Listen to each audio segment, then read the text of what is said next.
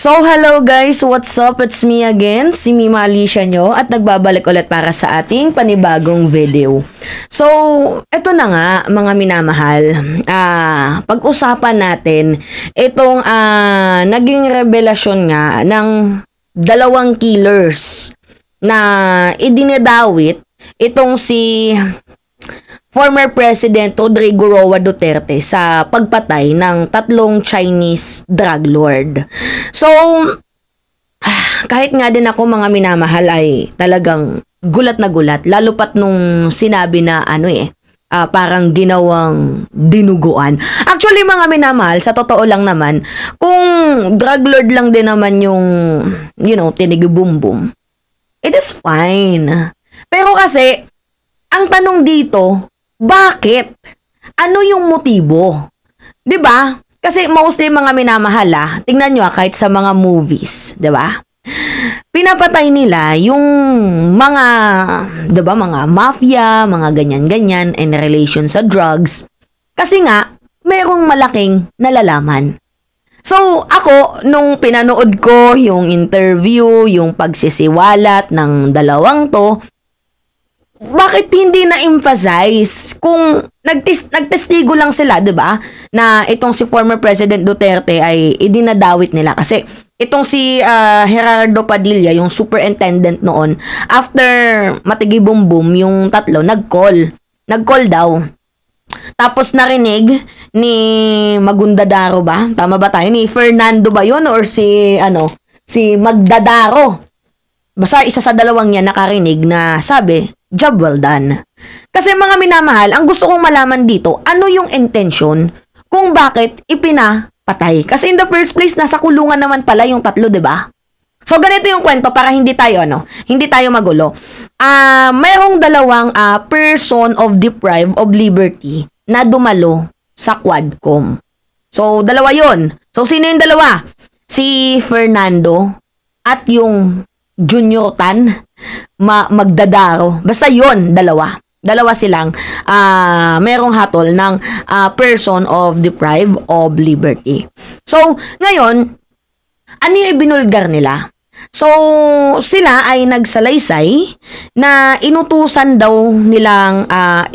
silang patayin yung tatlong Chinese na drug lord. So, sino-sino yung tatlong Chinese na drug lord na yon? Ito po ay si alias Tony Lim, Jackson Lee, at si Wang Mingping. So ngayon, ang tanong, bakit nila ginawa yon? So ginawa daw po nila yon mga minamahal. It is that because meron pong utos. Meron pong utos sa kanila na may connection kay former President Duterte. So kailan ito nangyari? Noong August 2016. So, ang ginawa nila, pinagsasaksak nila ang tatlong Chinese national doon po sa Bartolina ng Davao Prison Farm. Yan yung buod mga minamahal. At ang sabi, after ng pagtigi-bumbum, tumawag itong si Superintendent Gerardo Padilla, which is dapat itong si Superintendent Padilla ay maimbitahan din as a person of interest. Kasi, mga minamahal, siya yung kausap Tapos sabi, job well done daw kasi narinig ng isang person of deprived of liberty. Narinig na job well done daw. At kaboses daw po 'yun ni former President Duterte. 'Yun yung sabi. Pero mga minamahala, ako sa totoo lang, kung kay Dilima nga, 'di ba? Naniwala sila sa mga testigo ng mga nakakulong. What if paniwalaan din natin to? Although, hindi ko naman sa sinasabi ako ay kritiko. Alam nyo naman na kritiko ako ni former President Duterte. Hindi ko naman sa pinagmumukhang bias ako. Pero, mga minamahal, kung yung panahon nga ni former President Duterte, 'di ba? Yung may testigo against kay former Senator Leila de Lima. Nga itong si de Lima ay totoong involved daw sa droga dahil sa statement ng mga nakakulong na yan. So para sa akin, it is the same concept mga minamahal. Iba talaga magtrabaho si Karma. 'Di ba? It is the same concept na ngayon may nagtitestigo din mga nakakulong. Itong mga nakakulong na to, nating tulos na to Nating tulos na to, tong mga taong to. 'Di ba?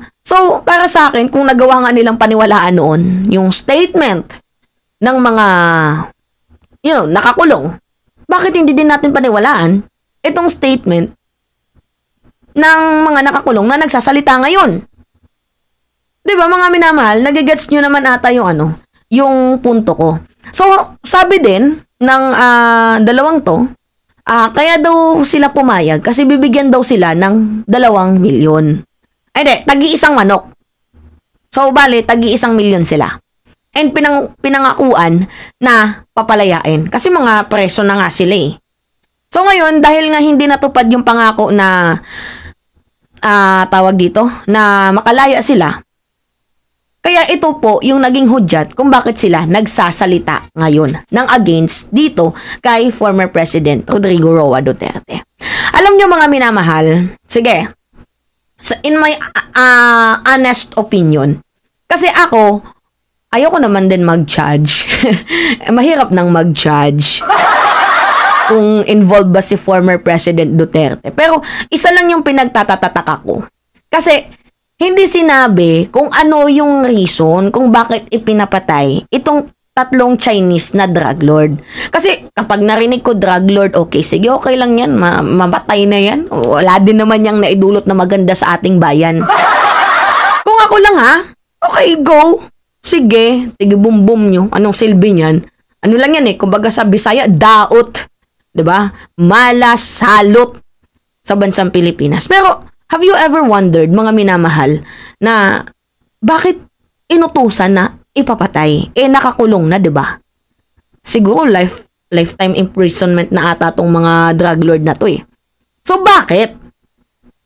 So, ako, inisip ko, siguro kaya pinapatay ito. Kasi, 'di ba, kakaupo pa lang na presidente ni former President Duterte noon at saka yung campaign niya is they hate drugs, against sa drugs, 'di ba? Wag masisira yung buhay mo. Para sa akin lang naman in my own opinion, siguro kaya pinapatay itong 3 to. It is that because merong mas malalim na nalalaman itong 3 to. Siguro ka-transaction niya, ganyan, na pwedeng magsalita ng against sa kanya. So that, iniwasan na nila. Diba? Parang ganun. Iniwasan na nila na magsalita. Para nang, maitago na, ibaon na lang sa hukay, yung mga nalalaman nila kasi yung patay hindi na nakakapagsalita eh. Yung buhay nakakapagsalita yan. So para sa akin, parang parang ganun. Diba? Bakit?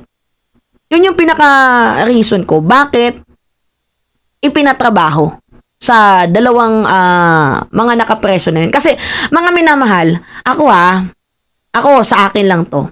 Kung walang kasalanan niyang mga yan, 'di ba? Kung walang mga nalalaman niyang mga yan, hindi naman yan aatubilihin. Kasi ganito yung nangyari, nasa presuhan na. Paano nakapasok yung 2 nanaksak? Nasa presuhan na, nakalak na yung mga yun.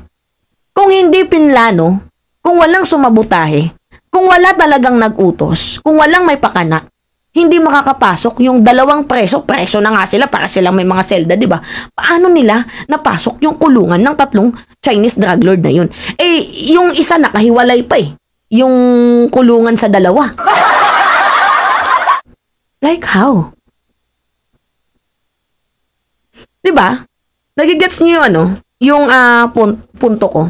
Pero, ayoko din naman at the same time na basta-basta na lang maniwala kasi baka maulit nga yung nangyari kay Dilima. Pero, well, okay, mas maganda nga din yun eh. Kasi diba kumbaga karma na yung nagtrabaho, kung ano yung ginawa nyo, yun din yung babalik sa inyo. Pero syempre mga minamahal, gusto ko yung yung nasa tama lang. Diba? Kasi, what if pwedeng gawa-gawa lang din nila yung kwento, pero nakakapagtaka din naman kasi na paano nila napasok yun kung walang nagmando sa kanila. So, parang may connection ba? May connect. Diba? So, para sa akin mga minamahal, I know na I feel na parang may kurot dito si former President Duterte na dapat talaga bigyan ng pansin, paimbestigahan into, malalim na para nang malaman natin yung katotohanan. Oy, may nag-comment. Sabi niya, ano yung credibility ng dalawang yun? Hindi. Dapat ganito yung tanong mo. Mali yung tanong na questionin mo yung credibility ng dalawang yun. Dapat, you should ask kung ano din yung credibility ng mga tumistigo kay Dilima. Diba? Kasi pares din mga preso yun eh. Yun. Hindi, akin lang naman yun eh. Kasi may magtatanong, ano yung credibility ng mga dalawang yun para paniwalaan? Eh ngayon, kung hindi sila pwedeng magsabi kung ano yung credibility ng dalawang yun, kasi in the first place, ginawa din nila. Mga minamahal, ginawa din nila. Di ba? Anong credibility din ng mga taong preso na nagsalita kay Dilima noon? Di ba? So kung pinaniwalaan nga nila noon, bakit hindi natin paniwalaan ngayon? Ganun. Diba? Uy, kumbaga yung nangyari kay Dilima talaga, nangyayari din sa kanila noon. Diba? You will spend your life imprisonment. Dali dito si Digong, no? Sabi sa inyo eh, iba yung atake ng karma pag yung karma yung dumating. So, do you believe, mga minamahal, sa naging statement ng dalawang preso?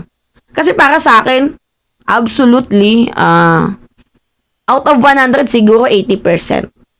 Lalo pat, ganun din yung, yung consistency ng statement ni Ercierto. Yung consistency ng statement ni Las Cañas. Na kapag mayroong mga nalalaman, pinapatigi-bumbum nila. Diba si Las Cañas din mismo yung nag-reveal noon, if you will remember, mga minamahal. Ano yung sabi ni Las Cañas noon? May mga Chinese daw siyang hug and tied.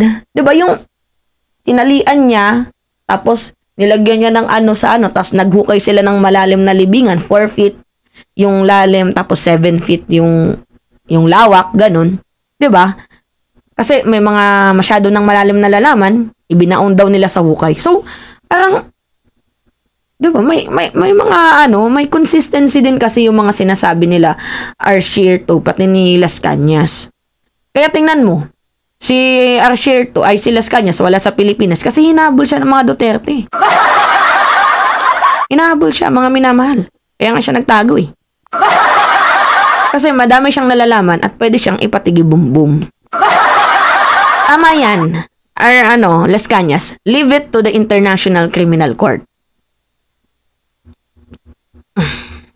Yun. Pati din si Ercierto, balak din ipatigi-bumbum eh. Pero nakatakas. Siya na lang yung natitirang buhay sa kanila. So yung punto lang natin dito, mga minamahal, is kung walang kinalaman, diba? Bakit ka natatakot na humarap sa Quadcom? Harapin mo yung mga aligasyon sa'yo, Diyos ko po. Diba? Nag-message sa akin. Sino na naman kaya tong message?